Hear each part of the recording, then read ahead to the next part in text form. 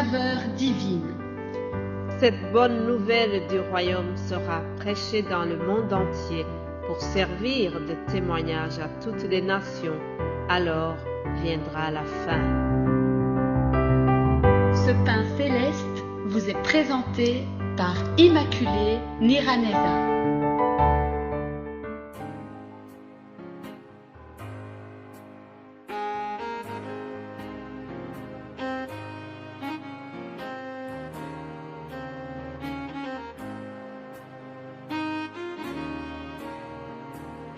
Shalom, shalom mes bien-aimés de Dieu qui écoutent l'émission Saveur divine. Que le nom de Jésus-Christ soit élevé. Avant toute autre chose, je voudrais vraiment honorer notre Seigneur en rappelant l'œuvre de Jésus-Christ à la croix. Philippiens chapitre 2 verset 8, Paul parlait de lui en disant: il s'est humilié lui-même, se rendant obéissant jusqu'à la mort même, jusqu'à la mort de la croix. C'est pourquoi aussi Dieu l'a souverainement élevé et lui a donné le nom qui est au-dessus de tout nom, afin qu'au nom de Jésus, tout genou fléchisse dans les cieux, sur la terre et sous la terre, et que toute langue confesse que Jésus-Christ est le Seigneur, à la gloire de Dieu le Père. Alléluia. Mes bien-aimés de Dieu, c'est au nom de Jésus-Christ que je vous adresse ces quelques paroles. Vraiment, je suis honorée de pouvoir parler au nom de Jésus-Christ. Je suis honorée d'être en mission pour celui qui m'a créé. C'est quelque chose que je dois souligner. Ce n'est pas un travail que je fais pour gagner ma vie. Non, Dieu m'a béni autrement, mais je fais ceci pour que ensemble nous puissions encore une fois honorer Dieu, pour que nous puissions amener des âmes à Christ. Ça, c'est vraiment le désir de mon cœur. Et je suis sûre que si tu m'écoutes et que tu as aussi ce fardeau d'amener les âmes à Christ, ensemble, nous pouvons faire quelque chose. Nous pouvons élargir le royaume de Dieu en étant en collaboration pour honorer notre Dieu. Alléluia, amen. Je continue à remercier Dieu pour cette semaine que nous avons commencé hier. Je le remercie pour sa protection, pour nous avoir dirigés durant tous ces mois écoulés. Et je le remercie pour sa parole qui est semée chaque jour. Alors, vous savez que le thème de cette semaine, c'est mon âme bénit l'Éternel et n'oublie aucun de ses bienfaits. Aujourd'hui, je vais vous donner quelques outils qui vont nous aider à ne pas oublier les bienfaits de Dieu, pour ne pas oublier les bonnes choses que Dieu a fait dans nos vies, pour ne pas oublier les bénédictions de l'Éternel dans notre vie.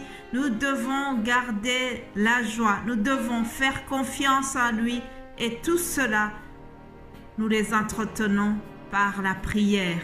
Donc, il y a 3 choses: garder la joie, faire confiance en Dieu et entretenir une vie de prière.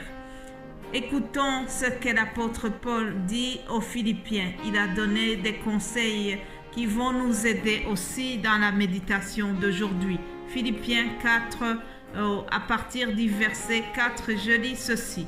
« Réjouissez-vous toujours dans le Seigneur. Je le répète, réjouissez-vous. Que votre douceur soit connue de tous les hommes.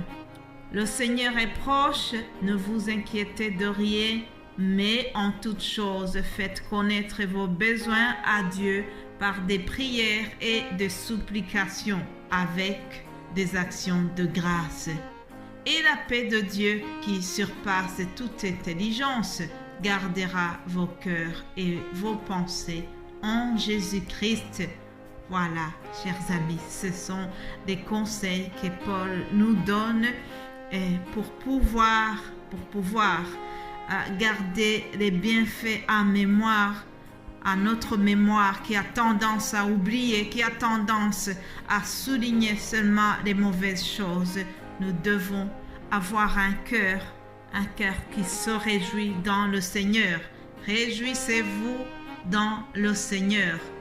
Ah, si tu te réjouis dans les choses mondaines, ta joie risque de s'envoler un jour. Vous savez, mes bien-aimés de Dieu, la joie du Seigneur n'est pas en rapport avec les circonstances favorables ou défavorables de la vie que nous menons. La joie du Seigneur, elle dépend d'une chose. Je vais vous dire ce secret. La joie du Seigneur dépend d'une relation qui est inaltérable, une relation interminable avec notre Seigneur Jésus. Si tu entretiens cette relation, tu auras dans ton cœur la paix qui surpasse toute intelligence, la paix comme celui que Jésus-Christ a donné à ses disciples avant de partir. Il leur a dit, je vous donne ma paix, je ne vous la donne pas comme le monde donne. Il savait bien que la paix venant de lui est une paix spéciale, est une paix interminable, est une paix immuable qui ne va pas s'envoler suite à des blessures quelconques. C'est une paix qui vient de Dieu. Alléluia.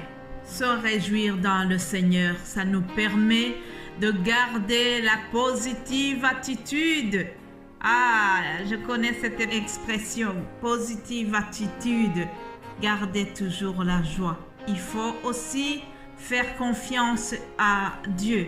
Faisons confiance à notre Seigneur. Faisons confiance à Dieu qui pourvoit à tous nos besoins. Il s'appelle Jéhovah Jireh. Alléluia. Paul dit aux Philippiens, ne vous inquiétez de rien, mais en toute chose, faites connaître vos besoins à Dieu par des prières et des supplications avec des actions de grâce. Voilà un conseil que Paul nous donne.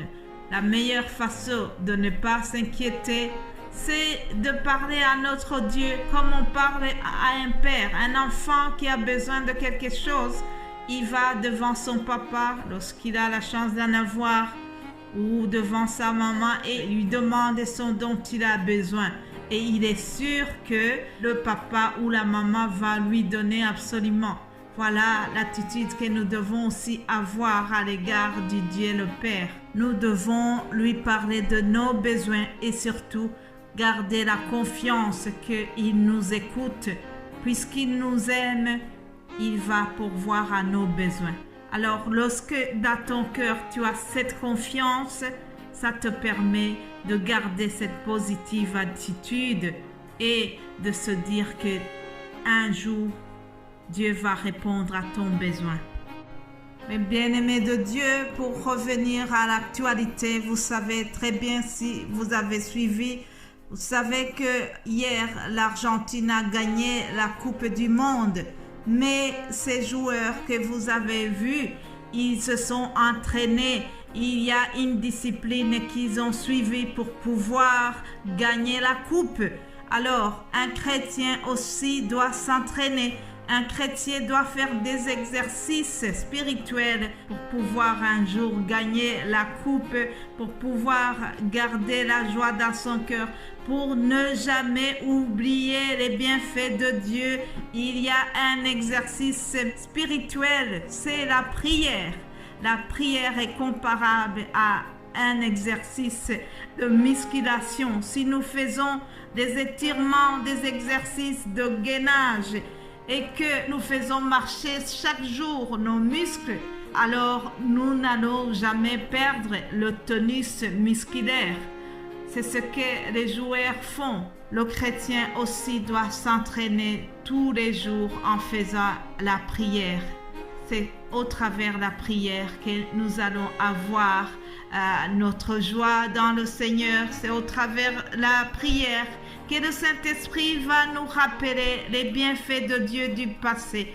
Au travers de la prière, tu vas balayer la colère, tu vas balayer l'amertume, toutes ces mauvaises choses qui viennent étouffer la mémoire pour te faire oublier les bienfaits de Dieu. Tu vas y arriver grâce à la prière. Mes bien-aimés de Dieu, l'apôtre Paul nous a dit que nous devons prier avec des supplications et des actions de grâce. Au travers de notre prière, nous devons aussi remercier Dieu. Chaque fois, rappeler les bonnes choses, les choses qu'il nous a déjà données, les bénédictions déjà reçues auparavant. Il faut les rappeler à Dieu. Voilà quelques outils qui vont nous aider à garder en mémoire les bienfaits de Dieu dans notre vie. Je termine ici et je reviens demain pour continuer ce sujet concernant les bienfaits de Dieu dans notre vie. Soyez bénis, passez une excellente journée et à demain si Dieu le veut. Alléluia. Amen.